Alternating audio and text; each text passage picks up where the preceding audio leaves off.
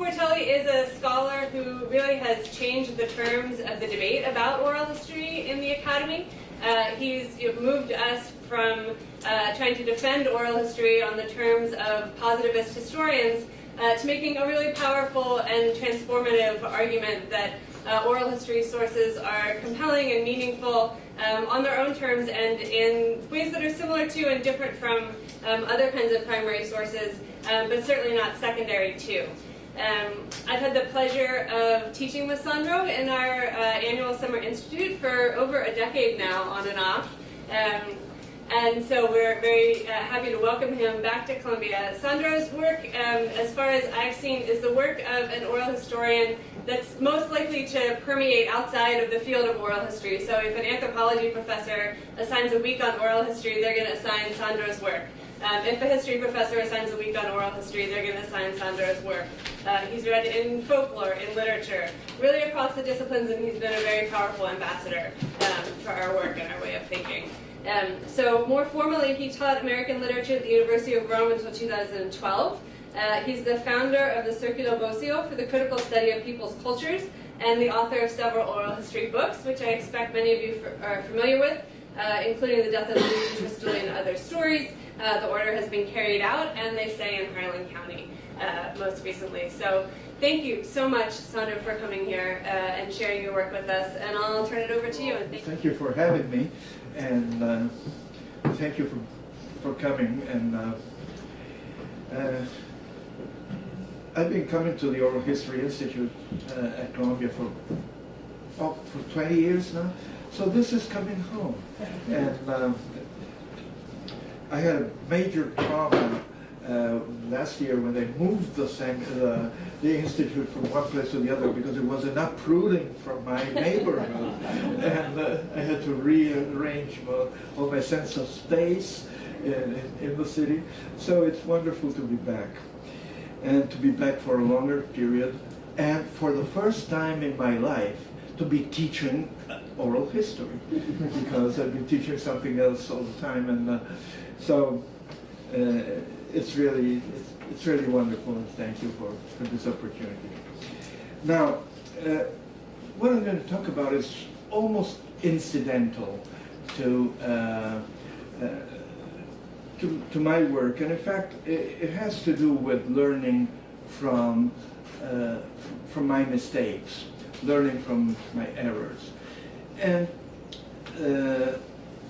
it has to do with the fact that I'm an entirely self-taught person in this field, and had no formal training or anything, so that all that I've learned and all that I've taught and talked about has always come from trial and error, from thinking about what I had done right and what I had done wrong. So this is one thing that I've learned from something that I did wrong. And it has to do, as the title of the talk is, with stories that I heard but I would not listen to. Because we keep talking, I've been talking for years about oral history as an art of listening. And in our society, where we all claim the right to speak, the fact that we all want to find our voice, but very few of us listen, and we keep talking and nobody hears us. Oral history is one of the things that give a hearing to people, and so the patience in listening, the being receptive, these are the main tools of anybody who's working with oral sources, not just in oral history, but in anthropology, folklore, everywhere, in any field where the words of someone else become the foundation of what you do and what you learn and your thoughts. However, since we're more or less human beings, we don't listen all the time with the same intensity, and we do not listen to everything with the same, we don't pay the same attention to everything. Part of this is because the oral history encounter is basically an encounter between two agendas. One agenda is yours. Why are you doing this interview? So I'm interviewing this person because he worked in the coal mines in Harlan County, because he was in the resistance in Rome, because he was a steel worker in Terni, because he was a student activist in Rome. So that's what and my agenda is I want to know more about the life of somebody who worked in the coal mines in Harlan County and so on and so forth. Even though my practice has been not to know very much about the person before I talk to them, because I want the story to be my first source of information. Yet, if I'm doing a project on the steel workers in Terni, I'm interested in the steel works in the working class and work and labor and so on. On the other hand, the person you talk to, the interviewee, has an agenda as well. And she has things that she wants to talk about that are not part of your agenda. And sometimes these things will be important to you. They will open up whole new vistas. Sometimes they won't. And one of the things that opened up entire new vistas to me when I started doing this project on the struggles in the steelworks in Terni from 1949 to 1953. And in the first interview I did, I interviewed this worker, former worker, who had been fired in 1953, and he told me the story and so on and so forth, what it was like to be in the factory, where he came from, what he did afterwards. Then his wife grabbed the microphone, which is the opposite of what usually happens. You're interviewing the woman and the husband butts in.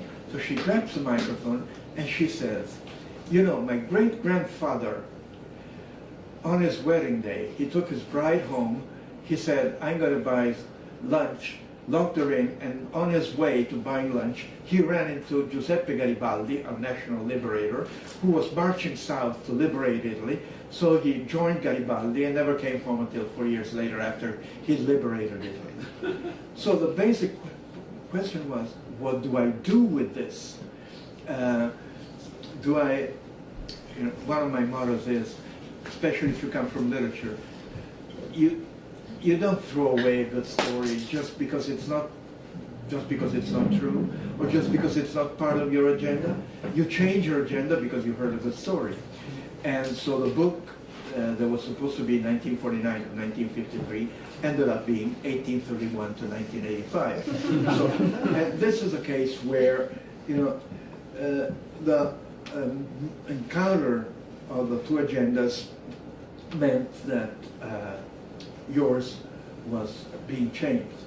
And it's a form of serendipity, in fact. You find things that you weren't looking for, and then you start looking for them. In fact, after that, I started asking people if they had ancestors in the Garibaldi liberation movement, and a surprising number of people did. And they had incredible stories, incredible also because they were partly invented. And so a lot of the meaning of our national liberation came from those inventions. On the other hand, sometimes you have stories that you just don't think will be of interest, digressions. And of course, since good manners is the basic interviewing technique, if somebody goes into a whole story and direction that you're not interested in, you will bear with it, and when it's over, resume your course. Which means that this is sort of the price you pay for the basic thing which the interview is about, because people are giving us their knowledge. They're also giving us coffee, and most of the time, what we're giving them is time. You know, these are people that nobody ever listens to, more or less, a lot of them. So here comes this guy, or this woman, who is more or less paid for listening to them. And so you just open up and disgorge everything you want to talk about. It's like sitting for your portrait in a way.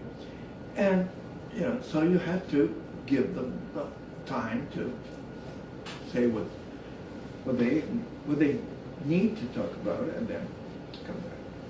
So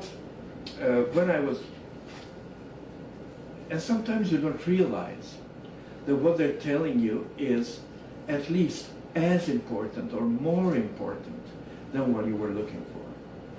There's another story I've been telling over and over again. When I was interviewing this lady, and I'll be talking about this lady later, Giuseppina Migliosi, about her brother who had been in the underground communist organization in the 1930s.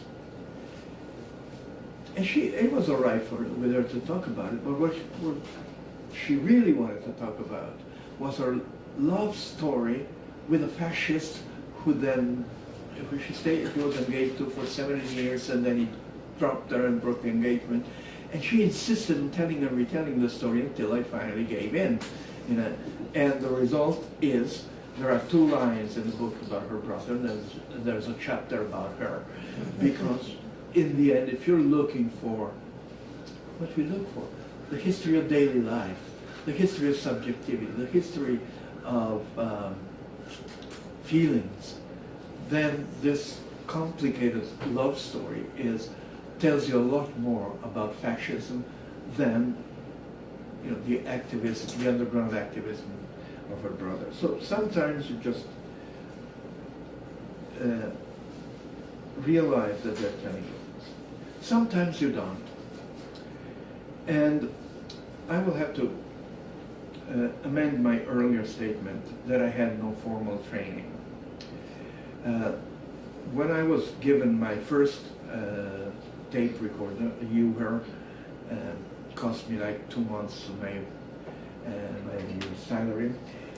I had one technical teaching from Franco Cordula, who was a fantastic field worker.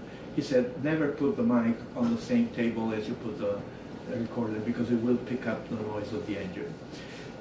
That no longer applies to electronic, to digital.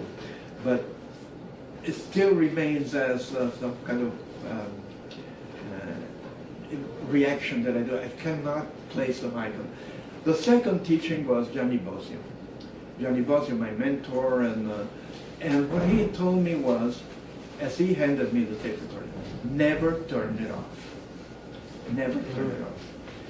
Which was a hard thing to learn, because of course I was paying for my own tape, and tape was expensive back then. But never turn it off. Why don't you turn it off? Basically for 2 reasons.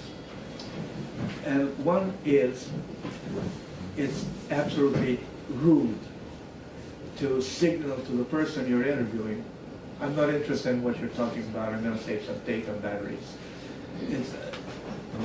And the other is, you never know if what is not interesting to you now may turn out to be interesting in 10 years or whenever, which is what we have archives for, incidentally. And so this is what actually happened, that I barely listened to things that seemed to me not to fit my agenda, which was working class history of an industrial garden. And because I was doing, somebody earlier asked me what was the most difficult challenge in my oral history work, and I answered, having to transcribe everything by myself. So in order to save some of the work, there were some stories that I thought, they do not fit my project. I will just not transcribe them. And there were 2 types of stories. One was the stories we heard over and over again from men about military service, about the war, and it was a mistake, a methodological error to think that they did not fit my agenda. I skipped them because I said, well, these are not specifically Terni narratives, so I'm not interested. In fact, I ended up writing a book in which nobody from Terni ever serves in the military. And the other stories that I skipped was when women went into these long, winding narratives about having a relative, a loved one in the hospital and assisting them. Not so much stories about they being in the hospital, but being in the hospital with a husband, with a child, and I skipped those. I mean, these stories, last week before I came, just the day, a couple of days before we left, I was talking to a friend, and suddenly she went into a long narrative of being, when her 3-year-old child was in the hospital, and how how they treated him, and they gave him the wrong medicine because they didn't know his history, and how she had to correct the doctors, and so I had dozens of stories like this, and I did not, when I was doing the Terni project, transcribe them. And I never gave them a second thought. Until one day, for some reason, I asked myself the question, okay, these are the 2 stories that I skipped. Do they have something in common? And one of the reasons I was able to ask myself this question was that I had just participated in a conference on the memory of World War I. We are now being flooded with World War I narratives because it's 100 years since Italy entered the war. But we always had those because World War I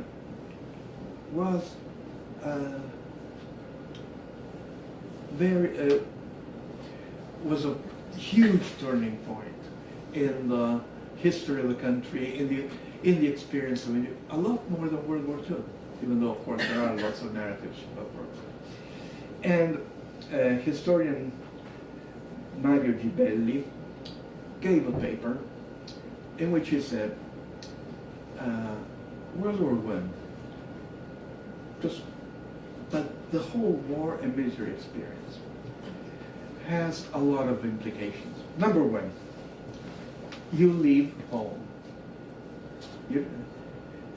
Especially in World War I, Italy had been a unified country for 45 years, 50 years. People from Sicily couldn't talk to people from Veneto. They've only been able to talk to each other since television that unified the language. But they didn't even know they were the same countries. So they're,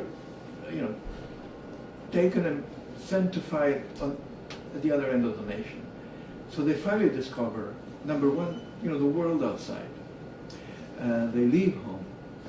And number two, you're dealing with the state, suddenly. And the state means an institution. It means the army. And the army means hierarchy. It means technology. And of course, war means life and death. So the war narrative was about all these things. Was about rural people learning to deal with machines, whether it was a machine gun or a jeep, but or people who had been village-bound, getting involved in a world war, and And people who had been often in a still semi-feudal environment, discovering the complicated structures of the modern state as represented by the hierarchy of the military. And then it occurred to me that, in a way, this is what the stories, the women's hospital stories were about. Leaving home. The older generations of women were very much stay-at-home. They didn't work. They didn't go to work. And in fact, another set of narratives about women finding a space outside the home had to do with church work, because it was okay for them to leave home to go to church, or it was necessary for them to leave home because the husband was in a hospital. So yeah, leaving home and dealing with an institution, with the hospital, with its hierarchies, with its technology, with its language, and again, dealing with life and death. Language is very interesting. A lot of men will go into very technical language about weapons, about, women have to learn, anybody in the hospital has to learn a whole other language. My favorite is a way in which women from Harlan County familiarize the technical terms of medicine, like Alzheimer's disease. In Kentucky becomes Alzheimer's disease, which I think is wonderful. And a lot of these complicated words that become familiarized because you have to learn a new language. And there's one type of narrative which is shared. It's part of a huger narrative motif, but it's almost inevitable in any narrative of the military and in any hospital narrative. And it's the story of facing up to the hierarchy and telling the lieutenant that he doesn't know how the ground is laid, and telling the head doctor that he doesn't know what medicine your child needs, and that you as a common person know more than the big guy. One of the most dramatic stories of trying to tell the officers that they're doing things wrong is the story of the Northeastern Front in World War I. And World War I was a war in which men were sent to the slaughter with no scruple at all. You know, there's a song that says, "To conquer a piece of ground, how many brothers have been killed?" And so there's this unit, and the lieutenant says, "Tomorrow we will attack the enemies in this and this position." Now, 4 of the men are from the place, are local. And they say, "No, we can't do it there that way, because that's the way the ground is laid, we would be exposed. We should do it the other way." The lieutenant refuses to accept the fact that they may know more about it than he does. So, in the end, he gets them all executed for mutiny, and they happen to be the only 4 people accused of desertion in front of the enemy who have a monument in their native village, and they're the only ones. So this is the type of narratives you hear, maybe less dramatic, but it comes. And again, the story of my friend who says, the doctor didn't know that the dosage of medicine he was giving to my baby, to my child, was wrong because he needed a different dosage. And I know that he needed a different dosage because I've read the papers, I know what's happening to him. So I would like to read and comment on one such story. And this is Miss Debbie Spicer. Miss Debbie Spicer was a coal miner's wife living in a former coal camp in Harlan County. And she is talking about the last days of her husband. Fortunately, by the time she told me the story, I knew enough not to skip it in transcribing. Because we took him to the hospital, and they checked a lot of things. But one of the key words here is they. You know, they're nameless. The hierarchy. In fact, later on, she says, they didn't bring me to Dr. Eubank. They didn't call Dr. Eubank, who's their own doctor and who probably knows more. Anyway, they just had him on the table for a long time and didn't do anything. And he had trouble with his bowels. She was feeding him with mineral water, and they did not know about it. See, they didn't know. And they were, you know, giving the wrong stuff to drink. So his bowels moved. I said, I'll go get him some pajamas at Kmart. They just got him some waters between the nurses and me. They just squirted some water under the table, and I washed him, cleaned him up, and spread some towels over him so he wouldn't get too cold till I came back with his pajamas. And when I came back, I put his pajamas on. I put his pajamas on. No, he didn't. He put his pajamas on. Because one of the things that happened here is Miss Mattioli, that I was talking about earlier, had a whole extraordinary narrative about this.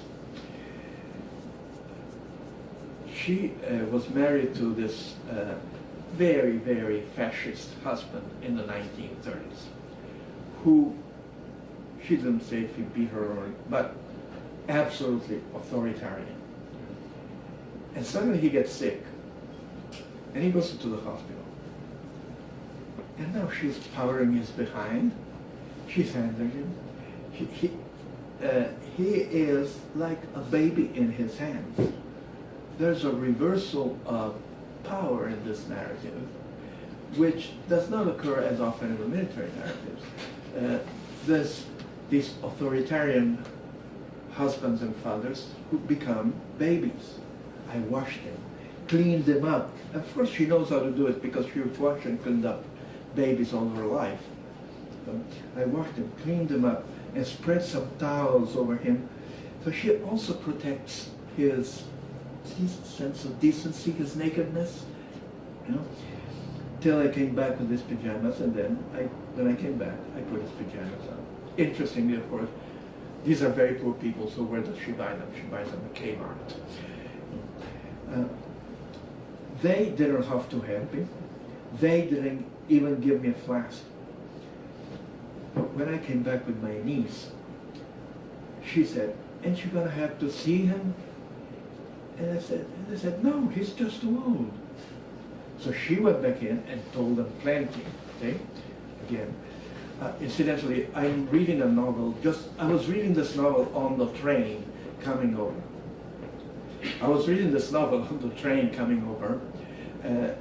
It's this Italian writer who's supposed to be popular here as well, Elena Ferrante. And there's a whole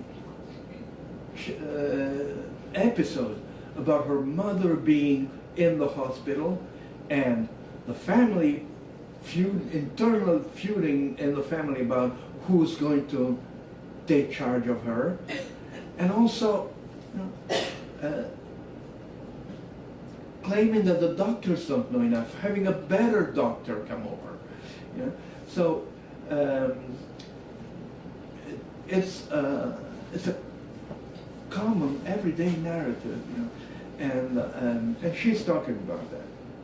Then she says, you know, she went back and told them plenty. These nameless them. By the time we got home, his bowels were just awful. They wouldn't call his doctor. They didn't call Dr. Eubank. Dr. Eubank is a popular doctor, was a popular doctor in Harlan County, and he would have known what this man needed. He would have known that this man had problems with his stomach, which the big doctors at the big university hospital in Lexington didn't know and didn't care about. Well, I don't know what to do. I said, Lord, I don't know what to do. My grandson said, take him to Palmville. So we got an ambulance and went there. It was about 11. We had never been there before. Never met no doctors, never met no nurses. I didn't know how I was going to face it. So here comes the bright side. We got there, they just took me in. Have you been here before? Have you got a doctor? I said, no, I've never been here before. They just took us in and they gave us 24-hour service, what time we stayed. Sunday night, 11:30, at 12 o'clock. And he died Tuesday morning at 12 o'clock. So she's not attacking the hospital per se, but she is talking about differences. She's talking about the sense of impersonality in the big institution, in the big academic institution, and the closer care you get, closer to home. And also, and this is, say, the same narrative I had from Sudie Crusenberry. Some of you may have seen the film Harlan County, USA, and Sudie Crusenberry is one of the heroines in that film. And she has the same type of narrative about her husband being ill and taking him to the hospital. And in this case, the local hospital is as impersonal and distant as the big hospital in Lexington in Debbie Spicer's narrative. But then she has another complication there. And the complication is the Union Hospital card. So they're not only having to deal with the hospital, they're having to deal with the bureaucracy of getting the loved one attended and being able to afford the care. So she goes into this very complex narrative about what the Union Hospital card covered and what it didn't cover, and what her husband had that was covered and what the husband had that wasn't covered. And then, you know, it flowed in to the narrative of the great rebellion in eastern Kentucky from 1962 to 1964, when the Union took back the miners' hospital card. So the story about the hospital, the hospital narrative generated the Union narrative there. And of course, they're all stories about life and death. There's a basic difference, of course. In the case of war narratives, you can die. It's your life. You can die, but you can also kill. And a lot of the narratives of the war narratives are about killing. In the case of the hospital stories, of course, it's life and death.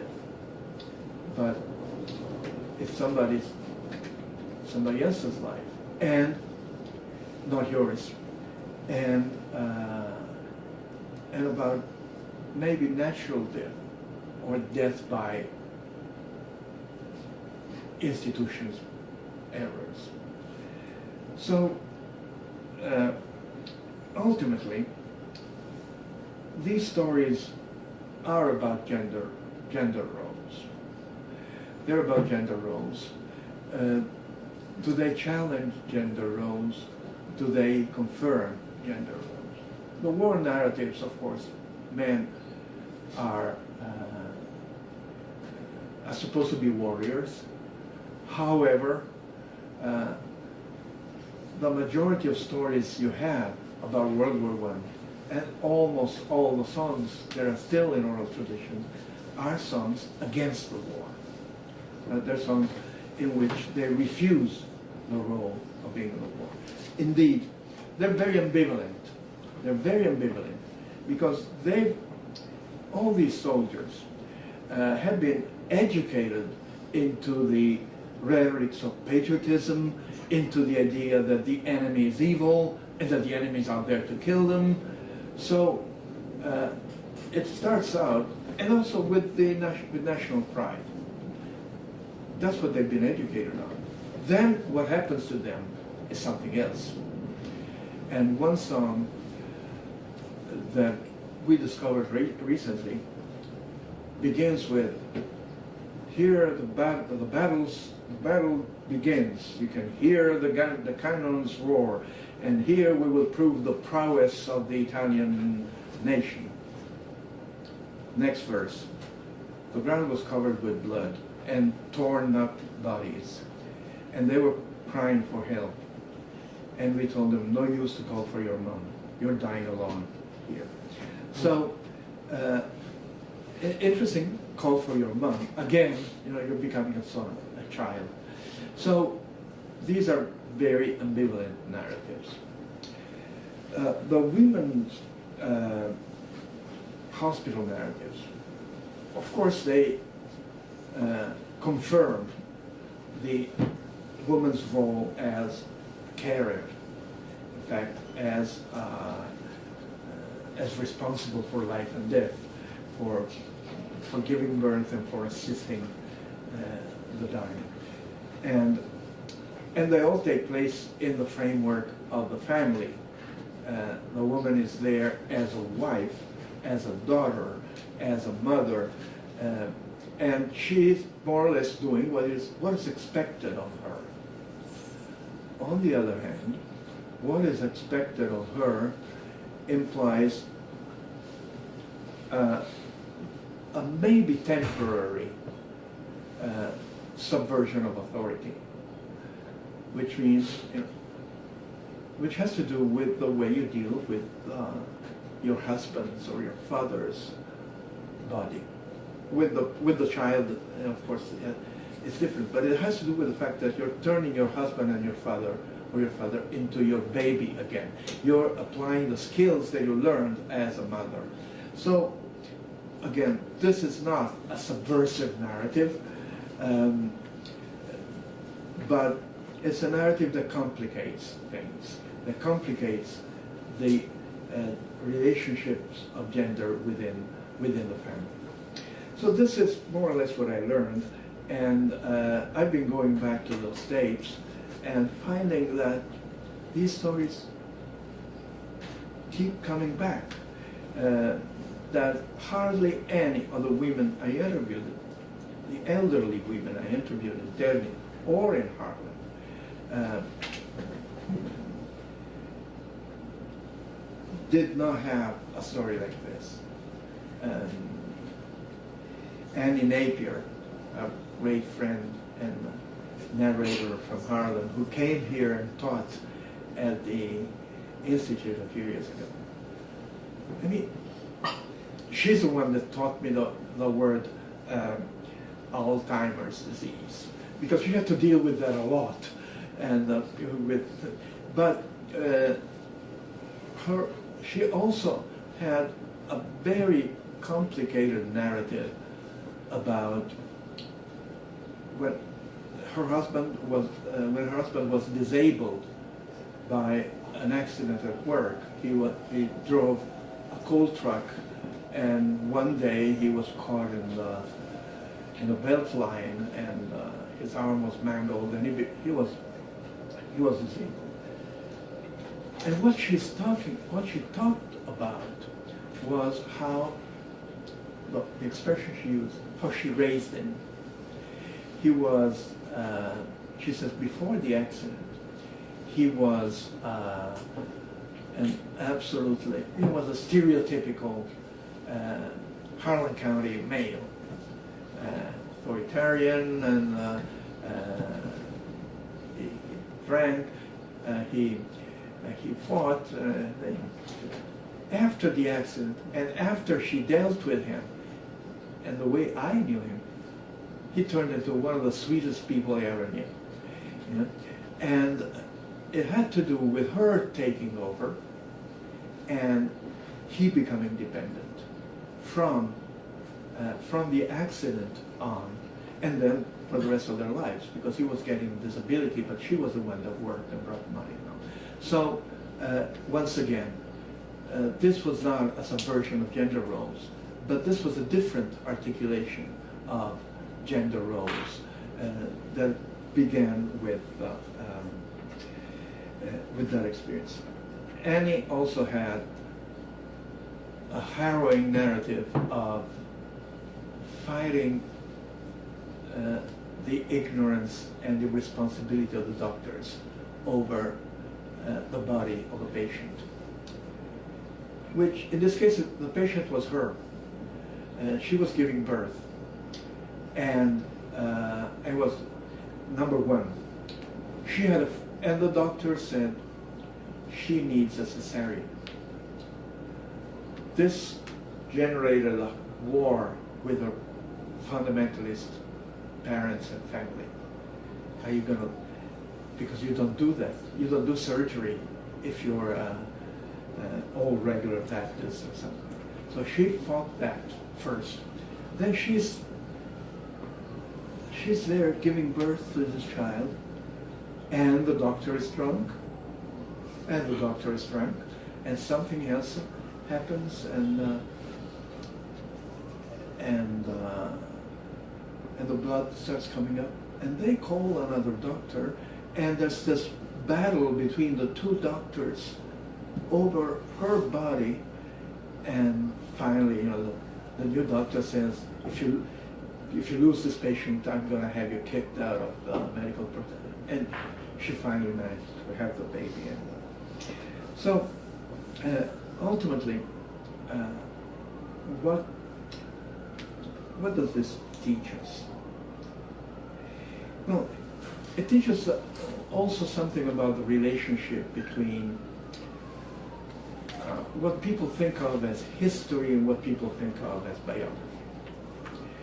Because when you're doing an oral history interview, again, the men who talk about the war, they know they're talking about a historical event.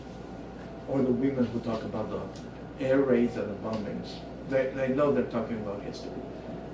The women who are talking about this, what are they talking about? Or the stories that I heard of women having to fend off sexual harassment, widows having to fend off sexual harassment in the 1940s and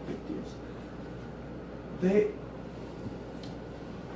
To them, this is not history, because of course they're not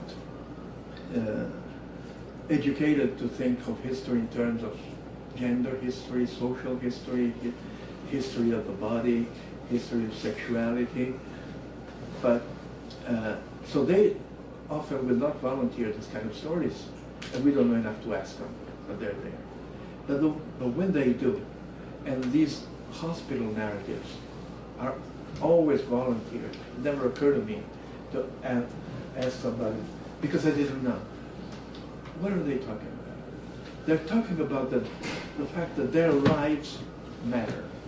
That their lives matter, and whether this is history or not, I'm going to talk about it, because that's the other great lesson about the interview. Because the interview is not about technique, it's not about the working class, it's not about the fact that the interview is about me. And this is what happened to me. And this is the other big thing that they taught me, that this is not testimony, this is narrative. And testimony tends to be about something you've seen, something you've witnessed. In most Latin languages, witness and testimony are the same word. So something out there. Narrative has to do with your life, and whether your life is recognized as historically significant or not. It's your life. And the fact that somebody's there, for whatever reason, to hear a conversation about your life. Also, in most cases, what is the question I ask? You know, the initial question, tell me about your life. So I will tell the story and I will tell the story.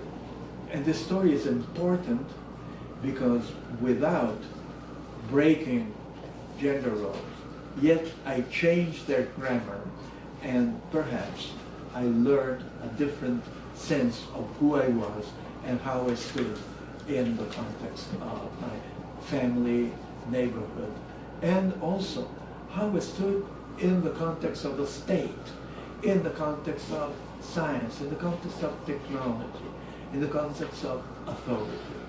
I gained authority there. These are all stories about gaining authority. Authority in front of the doctors who do not know that you're not supposed to give mineral water to this man. Authority in front of your husband, who is powerlessness in your hands. And authority in your own sense of who you are. So that's the basic lesson I got from my initial mistake of not turning the tape recorder off, fortunately, but turning my attention off. And of course, we all have a given span of attention. Sometimes we should also train ourselves to keep it high at all times during the interview. Thank you.